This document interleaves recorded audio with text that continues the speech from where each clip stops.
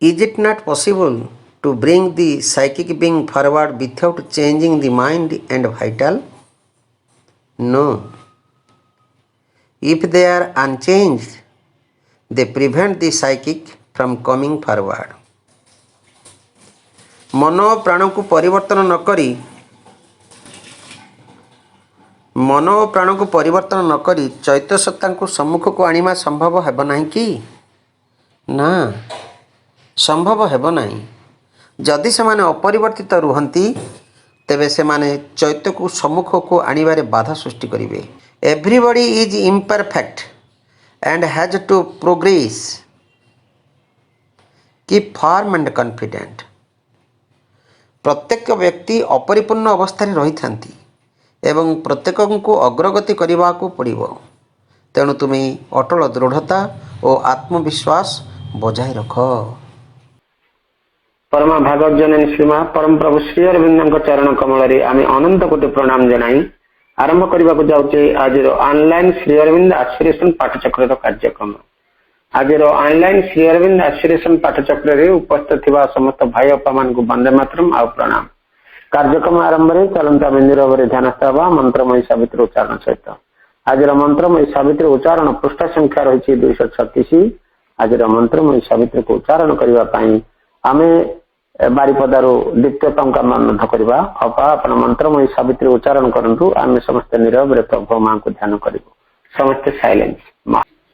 Savitri, Canto 9, Book 2, The Book of the Traveler of the Worlds, Canto 9, The Paradise of the Life Gods, Page 2. A scale of saints that climbed with fiery feet to heights of unimagined happiness recast his beings arrow in joy glow. His body glimmered like a sky sail. His gates to the world were swept with seas of light. His earth, dowered with celestial competence, harbored a power that needed now no more to close the closed customs line of mind and flesh and smuggle Godhead into humanity.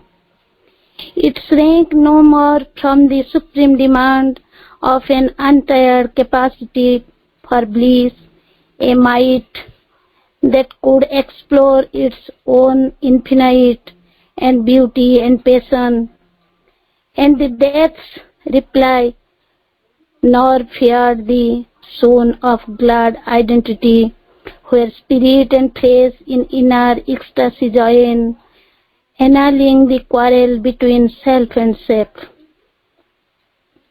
It drew from sight and sound spiritual power, made sense a road to reach the intangible. It thrilled with the supernal influences that build the substance of life's deeper soul. Earth nature stood reborn, comrade of heaven, a fit companion of the timeless kings, equaled with the godheads of the living suns. He mixed in the radiant pastimes of the unborn, heard whispers of the player never seen, and listened to his voice that stills the heart and draws it to the breast of God's desire, and felt its honey of felicity flow through his veins like the rivers of paradise, made body a nectar cup of the absolute. In sudden moment of revealing flame, in passionate responses half unveiled, he reached the rim of ecstasies unknown. A touch supreme surprised his hurrying heart. The clasp was remembered of the wonderful, and hints leaped down of white beatitudes. धन्यवाद अपा। ये आम मंत्रमय सावित्री उच्चारण सहित निरवरी प्रभु माँ को ध्यान करुले। बर्तमान समय किसी कार्यक्रम गोटे भक्ति नैवेद्य अर्पण करवा। आज कार्यक्रम भक्ति नैवेद्य अर्पण करने आम बहलदा मयूरभंजरू संगीता आपका अनुरोध करुचु। अपा आपन गोटे भक्ति नैवेद्य प्रभु मां पदार बिंदर अर्पण करंतु। अपा जय श्री अरविंद ज्योति कलेवर शुभ्र पटांबर देहि पदम। जय श्री अरविंद ज्योति कलेवर शुभ्र पटांबर देहि पदम। जय जोगेश्वर आनंद स्वरूप जोगेश्वर आनंद स्वरूप विश्व चेतना देहि पदम। जय श्री अरविंद ज्योति कलेवर शुभ्र पटांबर देहि पदम। जय दिव्य दीप्तिमय दिव्य ज्ञानमय दिव्य शक्तिमय देहि पदम। जय दिव्य दीप्तिमय दिव्य ज्ञानमय दिव्य शक्तिमय देहि पदम। जय लक्ष्मी सेविता निखिलाधीश्वर लक्ष्मी सेविता निखिलाधीश्वर जगजन पूजित देहि पदम। जय श्री अरविंद ज्योति कलेवर शुभ्र पटांबर देहि पदम। जय ध्यान समाहित शांत महिमामय अखिल विश्वमय देहि पदम। जय ध्यान समाहित शांत महिमामय अखिल विश्वमय देहि पदम। जय दीन दयामय करुणा सागर दीन दयामय करुणा सागर शरणागत मम देहि पदम। जय श्री अरविंद ज्योति कलेवर शुभ्र पटांबर देहि पदम। जय श्री अरविंद ज्योति कलेवर शुभ्र पटांबर देहि पदम। जय श्री अरविंद ज्योति कलेवर शुभ्र पटांबर देहि पदम। जय जोगेश्वर आनंद स्वरूप जोगेश्वर आनंद स्वरूप विश्व चेतना देहि पदम।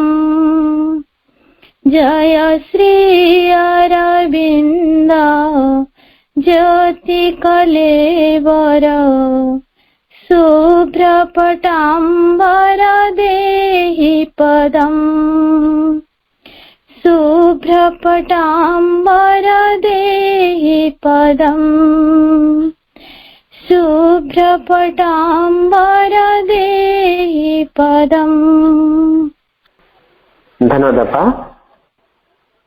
प्रभुंकर जय जय गान करुचंती victory of the supreme lord प्रभु श्री अरविंद से आनंद स्वरूप परम चेतनामय प्रभु श्री अरविंद जय हो। आपण सब प्रभुंकर प्रशंसा गान करूथांतु एवं आम समस्त प्रभुंकर प्रशंसा गान करवा कारण से प्रशंसा गान करिवार योग्य प्रभुंकर प्रशंसा गान करवा कार प्रशंसा गान करवा सब प्रभु को आराधना करवा प्रभु को हृदय रखा एवं सबकि आ बाकी सबकि से ही बुझे। धन्यवाद अपा समय आम कार्यक्रम को टिके विलंब होती तथापि प्रॉब्लम टिके रहा आम प्रभुंकर दिव्य ग्रंथ को आम आलोचना करुचे दि सिंथेसिस ऑफ योग सम्मानय कंटिन्यू डिस्कशन रही यज्ञर आरोहण द्वितीय भाग the ascent of sacrifice part 2 chapter 6 योग सम्मानय भाई आलोचना करुचंती बरगढ़ डॉक्टर चित्तरंजन साहू भाई भाई को अनुरोध करवा आलोचना को से अंशादेव को आगे नेबे ता पूर्व भाई को अनुरोध रहा जे गतकाली किछि हमरो रही जाय किछि बुझिया पे किछि रही हमरो ई जो काली जो अनुच्छेद रे रहीतिला किछि बुझिया आवश्यकता किछि रहीतिला अपा भाई माने किछि प्रश्न पचारथिले ताको टिके क्लियर करिगिरी आगु टिके हमें स्वाध्याय आलोचना को हमें आगे नेबे भाई को अनुरोध भाई। परम करुणामयी दिव्य जननी श्रीमा तथा परम प्रभु श्री अरविंद श्रीपाद पद्मरे अशेष प्रणति जनाई ऑनलाइन श्री अरविंद एक्सप्रेशन पाठचक्र समस्त मातृप्रेम अपा भाई को सादर नमस्कार सहित स्वागत जनाऊँगी तथा अभिनंदन जनाऊँगी। मां पाखे विनम्र कृतज्ञता निवेदन करवा एवं प्रार्थना करवा आमर समस्त चिंता भावना एवं कर्म मां आलोक परिचालित हो प्रभुंकर बाणीर यथार्थ मर्म मां ही आम चेतना यथार्थ भाव उपलब्ध करांतु। यही प्रार्थना एवं यही एकाग्रता सहित आम प्रभुंकर बाणी अध्ययन करवा। गतकाली आम अध्ययन करुले षष्ठ अध्याय यज्ञर आरोहण द्वितीय भागर 26तम अनुच्छेद पृष्ठा संख्या था 182। आम अध्ययन करुले जे किभली आमर चेतनार अभियात्रा रे चेतनार गभीर रु गभीरतर प्रदेश को प्रभु आमको नहीं जाउछंती कारण सेटा ही योगीर लक्ष्य से बाट दे योगी को जीवा पड़ो साधक को जीवा पड़ो। प्रथमे निज चेतनार अभ्यंतर को दर्शन न कले कोठी कौन अच्छी न जानिले चेतनार विभिन्न अंग सकल एवं अंग मान भितर पुणी उप अंग गुड़िक जहाँ रही से सबू टिकिनिखी भाव आमे अनुभव न करबा पर्यंत ताकू किभली समर्पण करबा आमे समर्पण ताहाकू करि परिबा जोटा हमरो निजर किंबा जोटा हमरो निजर आयत्तर अछि निजे जहा और निजर जहा किछि अछि तेनु निजे जहा कहले निजे आमे कोन कोन से सब को टिकिनिखी जानिबा को पड़िबो तेनु तार टिकिनिखी परिचय दोचंदी प्रभु।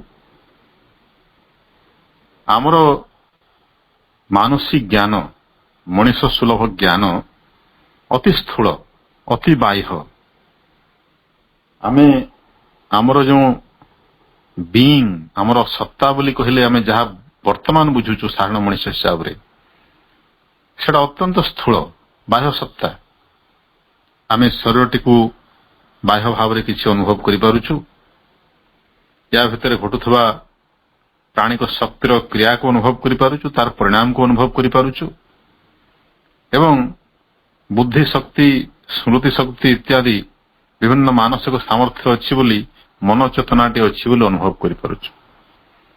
କିନ୍ତୁ ତାର ପଶ୍ଚାତରେ ରହିଛି ଯେଉଁ ଅତଳ ସାଗର, ଚେତନାର ଅଭ୍ୟନ୍ତରରେ ଆମର ଯେଉଁ ମଗ୍ନ ଚେତନା ବା ପ୍ରଚ୍ଛନ୍ନ ଚେତନା ବା ଯେଉଁ ଆବୃତ ଚେତନା, ବାହ୍ୟ ଚେତନାର ତଳେ ତାର ଅଭ୍ୟନ୍ତରରେ, ସେ ସବୁକୁ ମଧ୍ୟ ଆମକୁ ଆବିଷ୍କାର କରିବାକୁ ପଡିବ।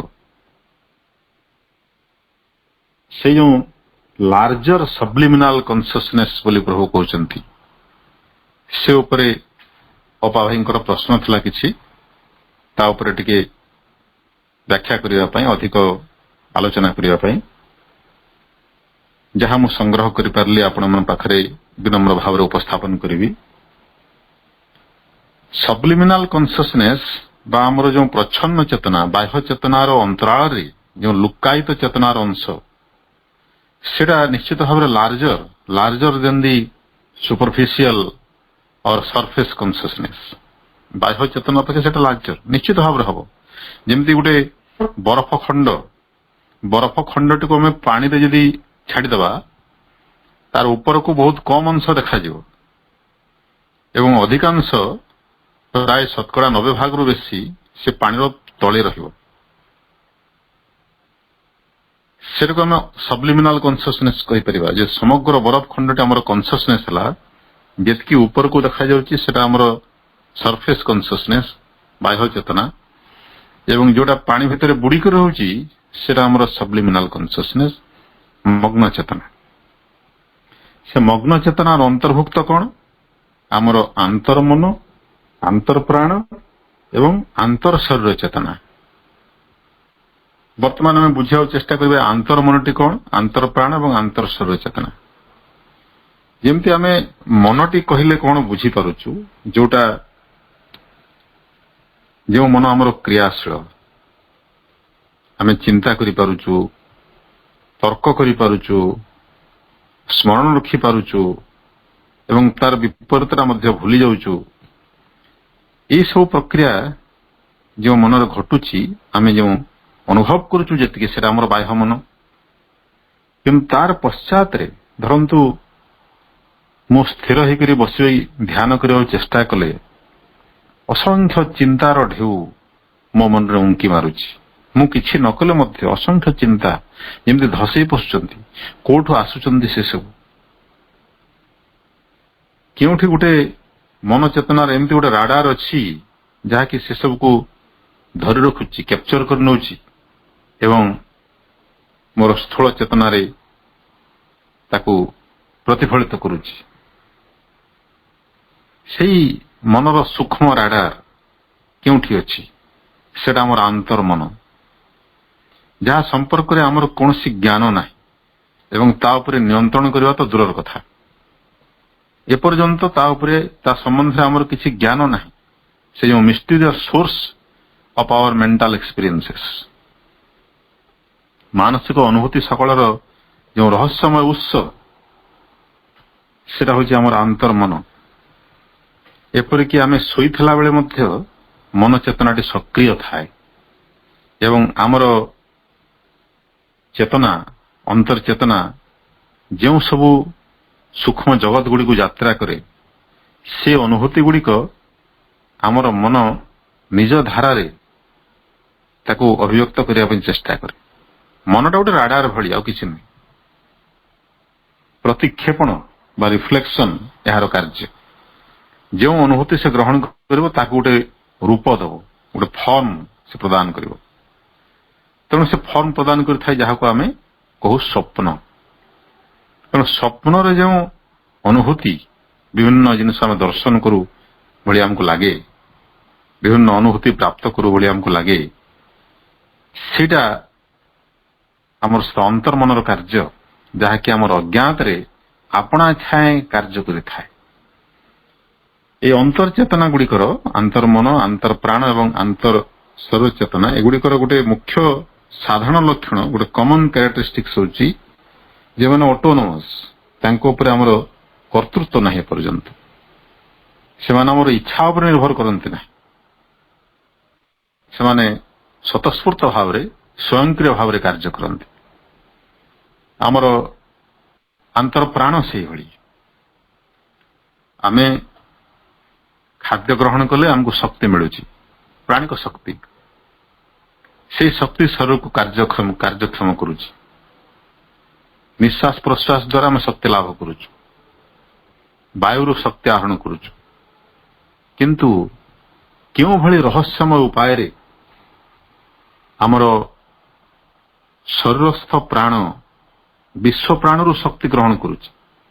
କାରଣ ଶକ୍ତି ତ ସବୁ ଏକ, ସେ ସବୁ ହେଉଛି ବିଶ୍ୱ ପ୍ରାଣ, ୟୁନିଭର୍ସାଲ ସୋର୍ସ ଅଫ ଏନର୍ଜି ବୋଲି ବିଜ୍ଞାନ କହୁଛି।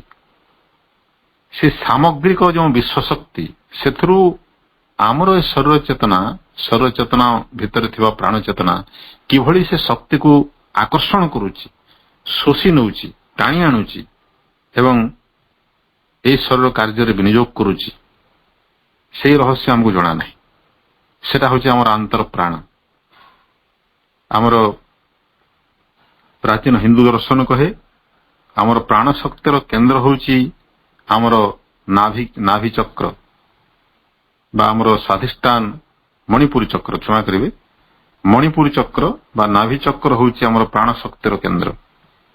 ସେଇ ମଣିପୁରୀ ଚକ୍ରରେ କିଭଳି ଆମର ପ୍ରାଣ ଚେତନାର କେନ୍ଦ୍ର ଅବସ୍ଥିତ ଅଛି ଏବଂ ବିଶ୍ୱ ଶକ୍ତିକୁ ସେଟା କିଭଳି ଆକର୍ଷଣ କରୁଛି, এই ରହସ୍ୟ ଆମକୁ ଜଣା ନାହିଁ।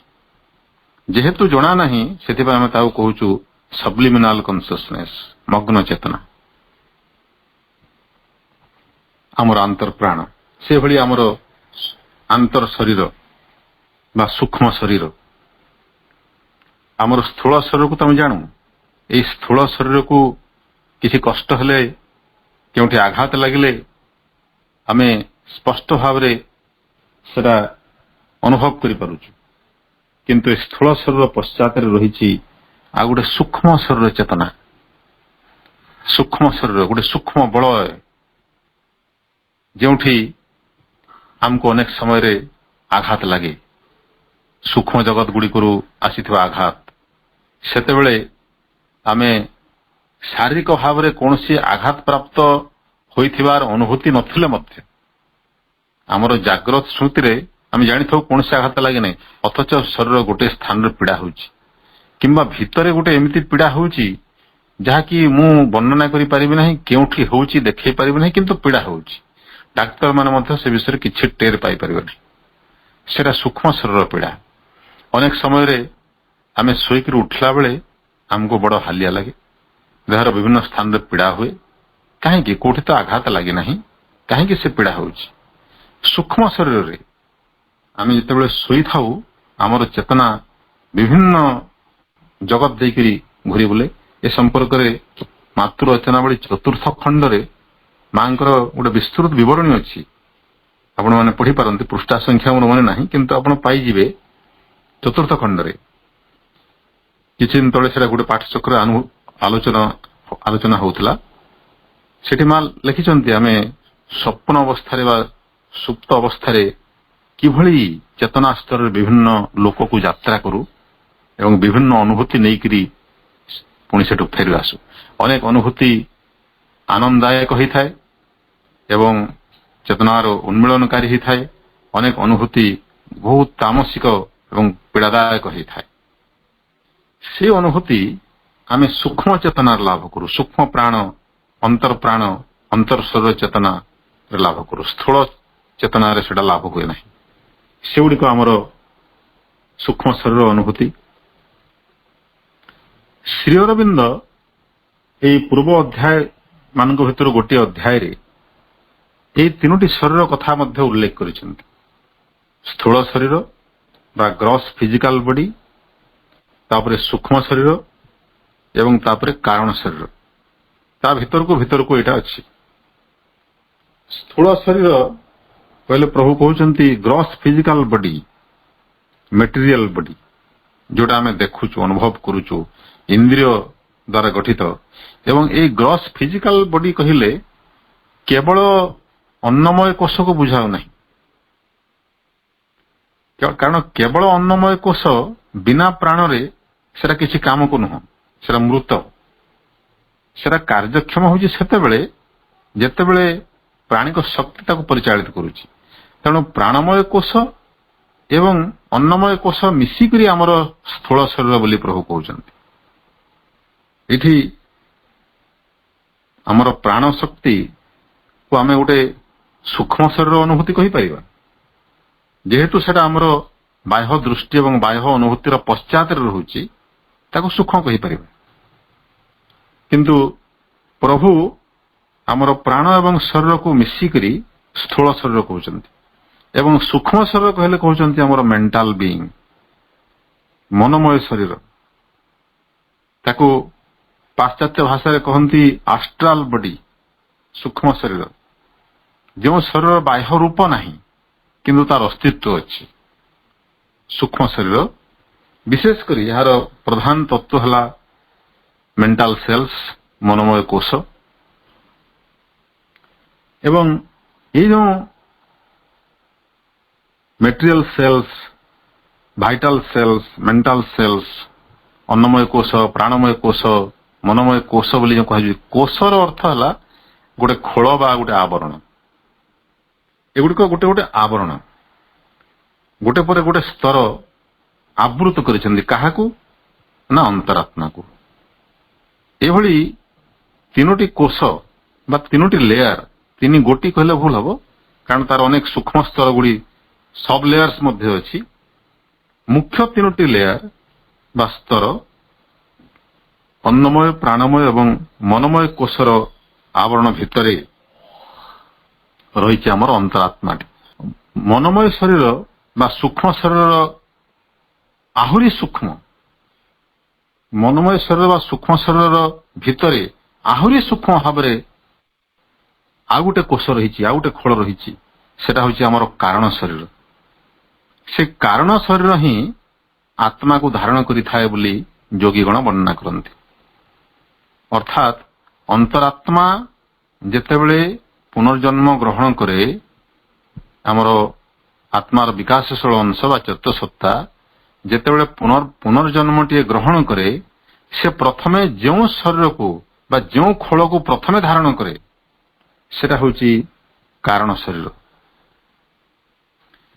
ଏଇ କାରଣ ଶରୀରରେ ପ୍ରକୃତରେ ଆମର ଜନ୍ମ ଜନ୍ମାନ୍ତରର ଅନୁଭୂତି ସବୁ, ସଂସ୍କାର ସବୁ ଠୁଳ ହେଇଥାଏ। ଆମେ ଜନ୍ମ ପରେ ଜନ୍ମ ଆମର ଯାବତୀୟ ଅନୁଭୂତିକୁ ନେଇକରି ଚାଲିଥାଉ। ପ୍ରତ୍ୟେକ ଜନ୍ମରେ ଯଦି ନୂଆ କରି ଆରମ୍ଭ କରୁଥାନ୍ତୁ, ମୂଳରୁ ଆରମ୍ଭ କରୁଥାନ୍ତୁ, ତାହେଲେ ବିକାଶ ବୋଲି କିଛି ନଥାନ୍ତା, ବିବର୍ତ୍ତନ ବୋଲି କିଛି ନଥାନ୍ତା। ବିବର୍ତ୍ତନ ଏଥିପାଇଁ ସମ୍ଭବ ହଉଛି ଯେ ଆମର ସଂସ୍କାର ପୁଞ୍ଜୀଭୂତ ହେଇକି ରହୁଛି, ଠୁଳ ହେଇକି ରହୁଛି ଏବଂ ଜନ୍ମ ପରେ ଜନ୍ମ, ଜନ୍ମ ପରେ ଜନ୍ମ ସେଟା କ୍ୟାରିଡ୍ ଫରୱାର୍ଡ ହଉଛି, ଆଗକୁ ଆଗକୁ ନିଆ ହେଇ ଚାଲିଛି। ସେଟା ଯିଏ ତାକୁ ବହନ କରୁଛି, ଆମର ଯାବତୀୟ ପୂର୍ବଜନ୍ମର ସଂସ୍କାର ସବୁ, ଆମର କର୍ମ ଫଳ ସବୁ, ପ୍ରାରବ୍ଧର ଛାପ ସବୁ, ସେଟା ହଉଛି ଆମର କାରଣ ଶରୀର।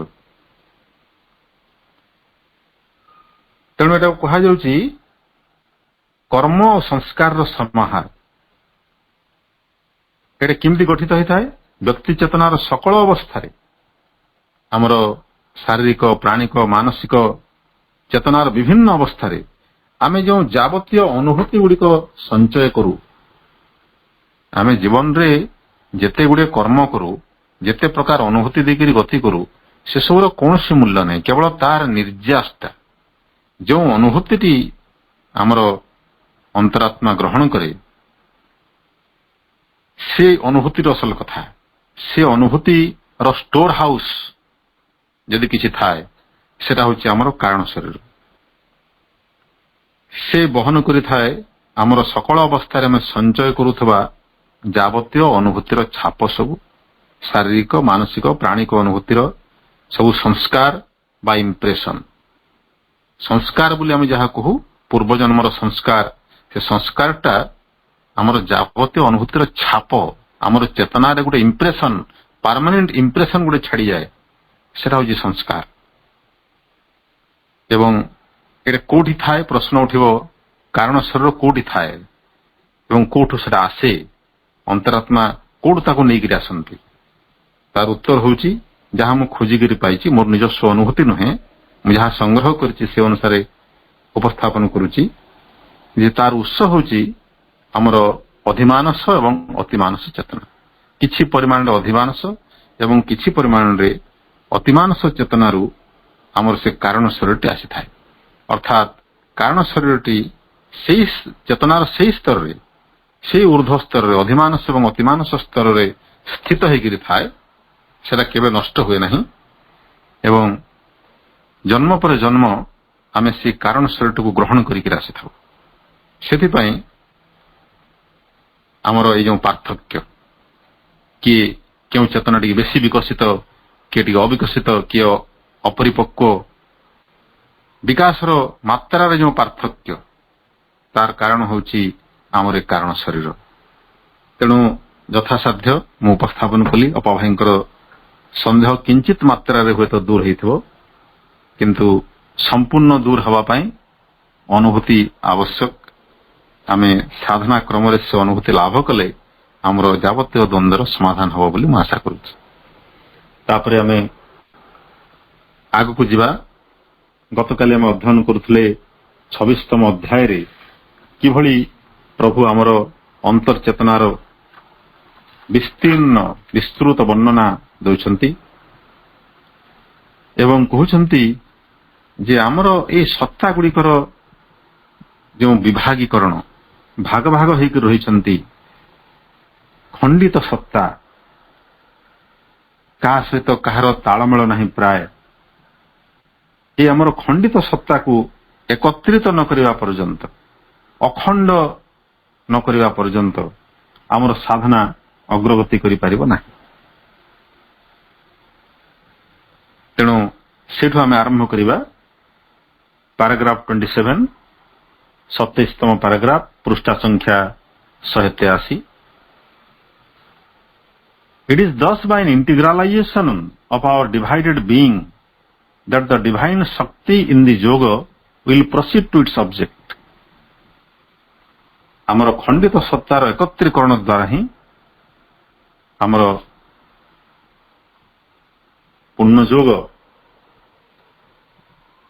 ପୂର୍ଣ୍ଣ ଯୋଗରେ ଦିବ୍ୟ ଶକ୍ତିଙ୍କର ଯେଉଁ କ୍ରିୟା ସେଟା ଧୀରେ ଧୀରେ ଆଗକୁ ଗତି କରିବ। ତାର ଲକ୍ଷ୍ୟ କ'ଣ? ମୁକ୍ତି, ପୂର୍ଣ୍ଣତା ଏବଂ ଚେତନା ଉପରେ ପ୍ରଭୁତ୍ୱ। Liberation, perfection, mastery are dependent on this integralization. ଚେତନାର ଏକତ୍ରୀକରଣ ଉପରେ ସବୁ ଆଧାରିତ।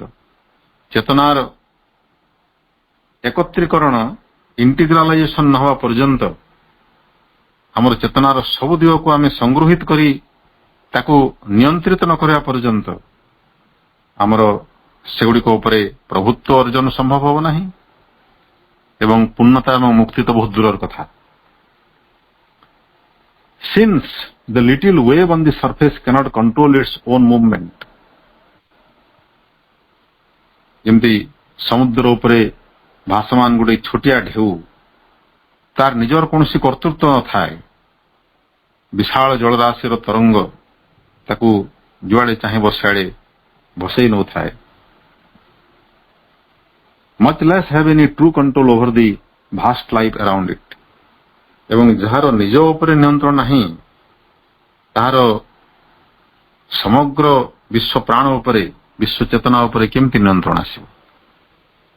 ତେଣୁ ପ୍ରଥମେ ନିଜକୁ ସଂଗୃହୀତ କରିବାକୁ ପଡିବ, ନିଜର ଚେତନାର ବିଭିନ୍ନ ଅଂଶକୁ, ଏବଂ ସାମର୍ଥ୍ୟରେ ପ୍ରତିଷ୍ଠିତ ହେବାକୁ ପଡିବ। ଦି ଶକ୍ତି, ପ୍ରଭୁ କହୁଛନ୍ତି, the Shakti, the power of the infinite and the eternal descends within us, works, breaks up our present psychological formations, shatters every wall, widens, liberates, presents us with always newer and greater powers of vision, ideation, perception, and newer and greater life motives. प्रभु कहते भगवान शक्ति, भागवती शक्ति, the power of the infinite, से अनंत सनातन पुरुषंकर शक्ति जेतेबेले आम चेतना भितर अवतरी आसे, क्रिया करे, आमर सबु प्रकार पुरातन मानसिक धारणार गंठी सबको भांगी दी, प्रत्येक कांथ को धूलिसात कर दी ଏବଂ ଆମର ଚେତନାକୁ ବିସ୍ତାରିତ କରିଦିଏ। ଆମର ଚେତନାକୁ, ବ୍ୟଷ୍ଟି ଚେତନାକୁ ବିଶ୍ୱ ଚେତନା ଠାରୁ ପୃଥକ କରିଛି ଯେଉଁ କାନ୍ଥ, ସେ ପୃଥକତ୍ୱର କାନ୍ଥଟିକୁ ଭାଙ୍ଗିଦିଏ ଭାଗବତୀ ଶକ୍ତି। ଆମର ଚେତନା ବିସ୍ତାରିତ ହୋଇଯାଏ,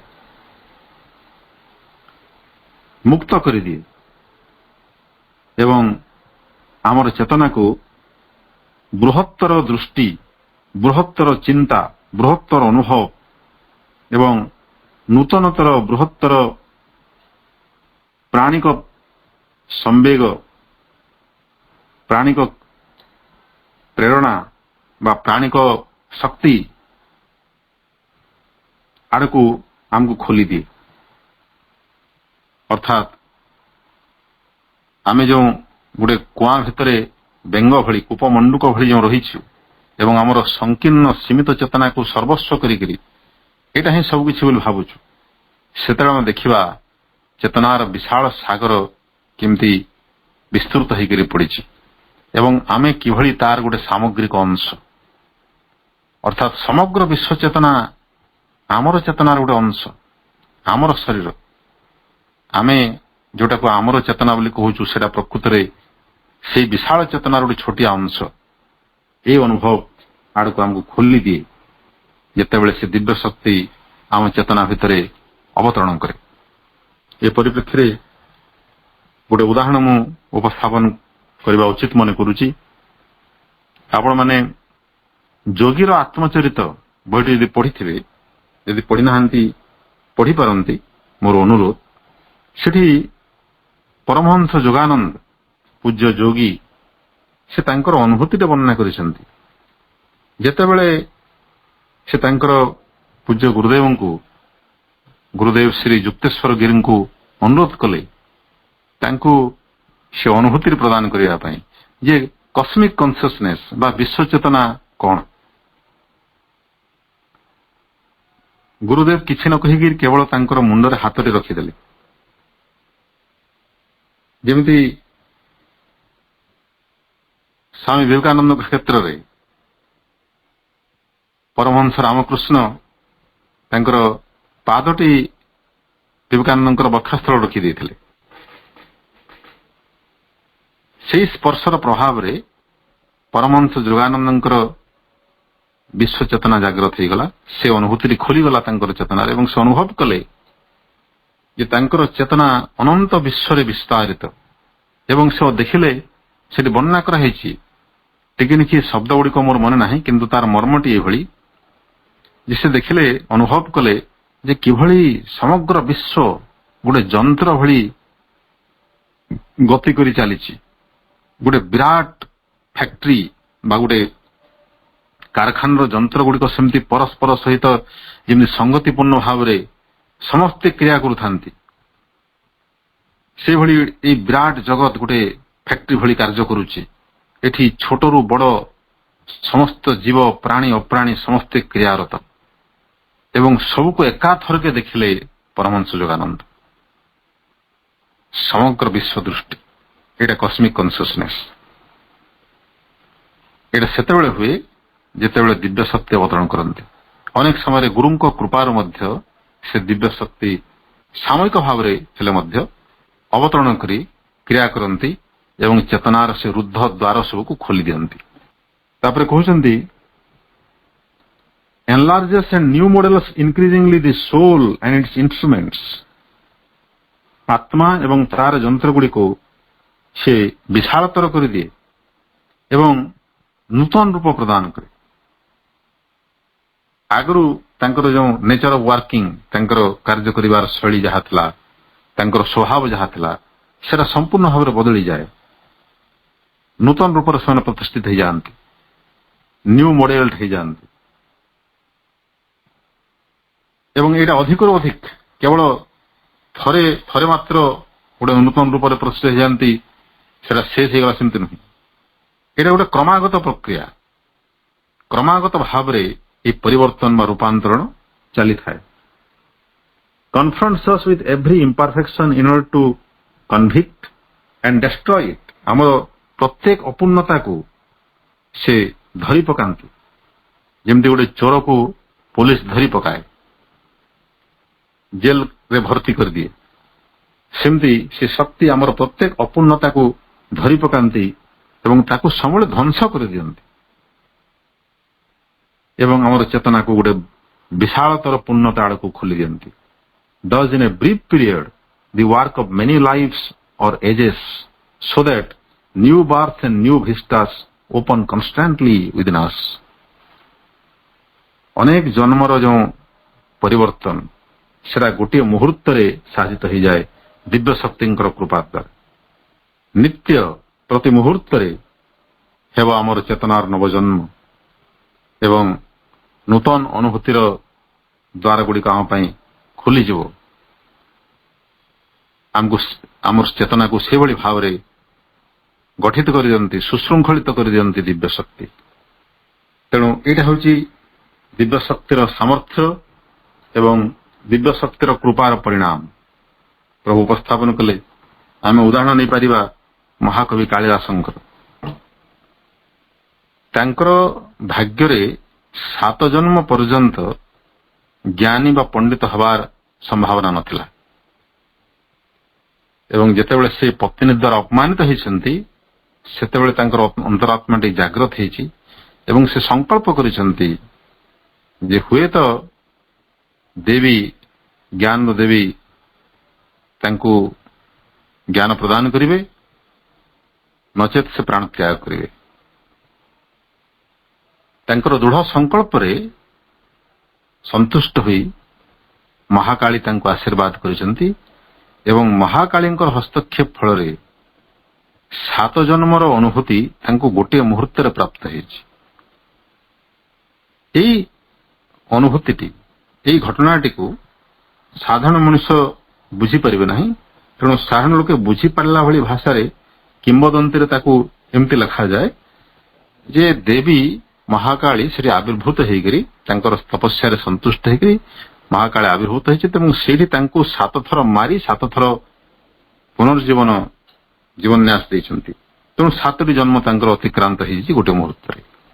प्रकृत रे महाशक्ति चाहिए कौन मारिबा दरकार, से शरीर गोटे मुहूर्त रे ही से 7 जन्म कौन अनंत जन्मर सिद्धि से गोटे मुहूर्त रे साधित करि पारंती. सेति तो से महाशक्ति तांकर कृपार गोटे बिंदु आम पई सिंधु तुल्य.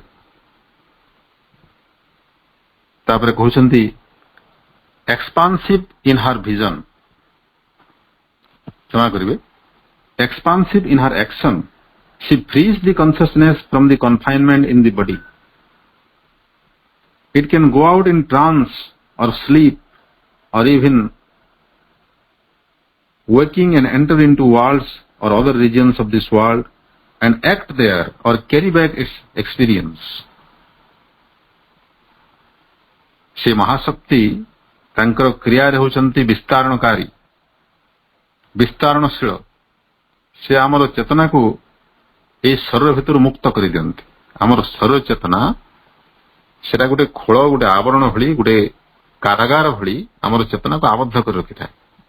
सहजरे एठू बाहरी पारे नहीं. आमर चेतना जेतेबेले ए शरीरटी सोई पड़े सेते निद्रित अवस्था आम किछि समय पाई एवं किछि दूर ए चेतना को मुक्त करि पारू, किंतु ता ऊपर आम नियंत्रण न थाए. महाशक्ति कृपारू आमर अंतर्चेतना स्वर भितर मुक्त हो जाए एवं समाधिस्थ अवस्था सेटा कहा जाए समाधि. जो अवस्था रे आमर अंतर्चेतना स्वर भितर मुक्त होकर स्वच्छंद रे सूक्ष्म जगत रे विचरण करि पारे. समाधि हो किंबा सुसुप्ति हो किंबा एपरिक जाग्रत अवस्था रे मध्य आमर चेतना शरीर मुक्त होकर विभिन्न जगत को प्रवेश करि पारे एवं से जगत गुड़िक विभिन्न अनुभूति संग्रह करी से पुनर्बार निज शरीर भीतर को फेरी आसी पारे. It spreads out filling the body only as a small part of itself. प्रकृति रे चेतना सेतेबेले विस्तारित हो जाए, समग्र विश्व हो जाए तार घर. तेणु से छोटिया शरीर रूपक घरटी को କାହିଁକି ଆବଶ୍ୟକ କରିବ, କାହିଁକି ଅପରିହାର୍ଯ୍ୟ ବୋଲି ଭାବିବ। ତାର ଇଚ୍ଛା ହେଲେ ସେ ଛୋଟିଆ ଘରେ ରହିବ, ନହେଲେ ତାର ତ ଅନନ୍ତ ଜଗତ ତାର ଘର, ସେ ଯୁଆଡେ ଇଚ୍ଛା ସିଆଡେ ଘୁରି ବୁଲିବ। And begins to contain what before contained it. ଯେଉଁ ସତ୍ତା ତାକୁ ଧାରଣ କରିଥିଲା ସିଏ ବର୍ତ୍ତମାନ ତାକୁ ଧାରଣ କରେ। ଅର୍ଥାତ୍ ଏଇ ଆମର ସୀମିତ ଶରୀର ଭିତରେ ଆମର ଅନ୍ତର୍ଚେତନାଟି ଆବୃତ ହେଇକରି ଥିଲା, ଆବଦ୍ଧ ହେଇକରି ବନ୍ଦୀ ହେଇକରି ଥିଲା। ବର୍ତ୍ତମାନ ସେଇ ଚେତନା ଆମର ଏଇ ଶରୀରକୁ ଧାରଣ କରିବ। ସେ ଦେଖିବ ଏଇ ଶରୀର ବିଚରା ଗୋଟେ ଛୋଟିଆ ଖୋଳଟିଏ, ଛୋଟିଆ ଆବରଣଟିଏ, ତା ପାଇଁ ଗୋଟେ ଛୋଟିଆ ଆଶ୍ରୟ। ସେ ଚାହିଁଲେ ସେ ଭିତରେ ବାସ କରିପାରିବ, ନହେଲେ ସେଟା ଛାଡିକରି ବିଶାଳ ଅସ୍ତିତ୍ୱରେ ଅନନ୍ତ ଚେତନା ଜଗତର ସମୁଦ୍ର ଭିତରେ ଘୁରି ବୁଲିବ। It achieves the cosmic consciousness and extends itself to be commensurate with the universe. ଏଇଟା ବିଶ୍ୱ ଚେତନାକୁ ପ୍ରାପ୍ତ ହୁଏ। ଏଇଟା କହନ୍ତି ସେ କସ୍ମିକ କନସିୟସନେସ, ବିଶ୍ୱ ଚେତନା। ଏବଂ ବିଶ୍ୱ ସହିତ ସମାନ ବ୍ୟାପକ ବନିଯିବା ପାଇଁ ନିଜକୁ ବିସ୍ତୃତ କରିଦିଏ। କମେନ୍ସୁରେଟ ମାନେ ତା ସହିତ ତାଳ ମିଳେଇକରି ଚାଲିବା ପାଇଁ, ସେ ବିଶ୍ୱ ଚେତନା ଭଳି ବିସ୍ତାରିତ ହେବା ପାଇଁ ନିଜକୁ ସେ ବିଶାଳ କରିନିଏ ଆମର ଅନ୍ତର୍ଚେତନା। It begins to know inwardly and directly and not merely by external observation and contact the forces at play in the world. এই ଜଗତ ଭିତରେ ମୁଁ ଯେଉଁ କହୁଥିଲି କିଛି ସମୟ ପୂର୍ବରୁ ପରମହଂସ ଯୋଗାନନ୍ଦଙ୍କର ଅନୁଭୂତି, କେଉଁ ସୂକ୍ଷ୍ମ ଶକ୍ତି ଗୁଡ଼ିକ, ବିଶ୍ୱ ଶକ୍ତି ଗୁଡ଼ିକ ଏ ସମଗ୍ର ବ୍ରହ୍ମାଣ୍ଡକୁ ପରିଚାଳନା କରୁଛନ୍ତି, ସେଟାକୁ ସୂକ୍ଷ୍ମ ଭାବରେ ଦେଖିପାରେ ସାଧକର ଅନ୍ତର୍ଚେତନା। କେଉଁ କେଉଁ ଶକ୍ତି ଏ ବିଶ୍ୱଲୀଳାରେ ଅଂଶଗ୍ରହଣ କରୁଛନ୍ତି, ମା ଭାଗବତୀଙ୍କର କେଉଁ ସବୁ ଶକ୍ତି କେଉଁ କାର୍ଯ୍ୟ କରୁଛନ୍ତି, ଏବଂ ସେଟା ଯେଉଁ ଦେଖେ ଏ ସ୍ଥୂଳ ଚକ୍ଷୁରେ ନୁହେଁ, ପ୍ରଭୁ କହୁଛନ୍ତି ସେ ଆନ୍ତର୍ଚେତନାରେ ସେ ଅନୁଭୂତିରେ ପ୍ରାପ୍ତ ହୁଏ। ଫିଲ୍ସ ଦେୟାର ମୁଭମେଣ୍ଟ, ସେମାନଙ୍କର ଗତିବୃତ୍ତିକୁ ଅନୁଭବ କରେ। ଡିଷ୍ଟିଂଗୁଇଶେସ୍ ଦେୟାର ଫଙ୍କସନିଂ, ପରସ୍ପର ଠାରୁ ସେଗୁଡ଼ିକ କିପରି ଭାବରେ ପୃଥକ ସେଟା ମଧ୍ୟ ସେ ଦେଖିପାରେ। and can operate immediately upon them as the scientist operates. ଏବଂ କହୁଛନ୍ତି ଏଇ କେବଳ ଦେଖିବାର ସାମର୍ଥ୍ୟ ଯୋଗୀକୁ ପ୍ରାପ୍ତ ହୁଏ ନାହିଁ, ସେଗୁଡ଼ିକ ଉପରେ ପ୍ରଭୁତ୍ୱ ବିସ୍ତାର କରିବାର, ସେଗୁଡ଼ିକୁ ନିଜର ସଂକଳ୍ପ ଦ୍ୱାରା ଏପଟ ସେପଟ କରିବାର ସାମର୍ଥ୍ୟ ମଧ୍ୟ ଯୋଗୀକୁ ପ୍ରାପ୍ତ ହୋଇଥାଏ। As the scientist operates upon physical forces, accept their action and results in our mind, life, body, or reject them, or modify, change, reshape, create immense new powers and movements in place of the old small functionings of the nature. ସାଧକ ଚାହିଁଲେ ସେଇ ଶାରୀରିକ ଶକ୍ତି ଗୁଡ଼ିକ ଉପରେ କ୍ରିୟା କରିପାରେ। ଯେଉଁଭଳି ଭାବରେ ବିଶ୍ୱ ଶକ୍ତି ତା ଉପରେ କ୍ରିୟା କରୁଛି, ସେଗୁଡ଼ିକର କ୍ରିୟାକୁ ସେ ଚାହିଁଲେ ଗ୍ରହଣ କରିବ କିମ୍ବା ପ୍ରତ୍ୟାଖ୍ୟାନ କରିବ। ବିଶ୍ୱ ଶକ୍ତି କିଭଳି ତାର ମନ ପ୍ରାଣ ଶରୀରକୁ ପରିଚାଳିତ କରୁଛି, ଏଟାକୁ ସେ ଅବଲୋକନ କରିବ, ସେଗୁଡ଼ିକୁ ଗ୍ରହଣ କରିବ, ଅନୁମୋଦନ କରିବ, କିମ୍ବା ନିଜେ ଚାହିଁଲେ ହସ୍ତକ୍ଷେପ କରିପାରିବ, ଇଣ୍ଟରଫିୟର କରିକରି ସେମାନଙ୍କୁ ସମୂଳେ ପ୍ରତ୍ୟାଖ୍ୟାନ କରିପାରିବ, କିମ୍ବା ତାଙ୍କର ଦିଗ ବଦଳେଇ ଦେଇପାରିବ, ତାଙ୍କର କ୍ରିୟାକୁ ପରିବର୍ତ୍ତିତ କରିଦେଇପାରିବ, ଗୋଟେ ନୂତନ ରୂପ ପ୍ରଦାନ କରିଦେଇପାରିବ। ଏବଂ ସେଇ ଶକ୍ତି ଗୁଡ଼ିକରୁ ସେ ଅସଂଖ୍ୟ ନୂତନ ଶକ୍ତି ଏବଂ ଗତିବୃତ୍ତି ମଧ୍ୟ ସୃଷ୍ଟି କରିପାରିବ। ଆଗରୁ ତାର ସୀମିତ ସଂକଳ୍ପ ଦ୍ୱାରା, ସୀମିତ ଚେତନାଗତ ସାମର୍ଥ୍ୟ ଦ୍ୱାରା ଯେତିକି ସେ ପରିବର୍ତ୍ତନ କରିପାରୁଥିଲା, ଅତି କ୍ଷୁଦ୍ର ତୁଚ୍ଛ ପରିବର୍ତ୍ତନ ସବୁ, ସେ ସାମର୍ଥ୍ୟ ଅନନ୍ତ ଗୁଣ ବଢିଯିବ ଦିବ୍ୟ ଶକ୍ତିଙ୍କର ଅବତରଣ ଫଳରେ। ତାପରେ କହୁଛନ୍ତି we begin to perceive the working of the forces of universal mind and to know how our thoughts are created by that working. ଆମେ ଯେଉଁ ଏହା ପୂର୍ବରୁ ଆଲୋଚନା କରୁଥିଲେ, ଆମର ଆନ୍ତର ମନରେ କଣ ସବୁ ଘଟୁଛି, ଆମେ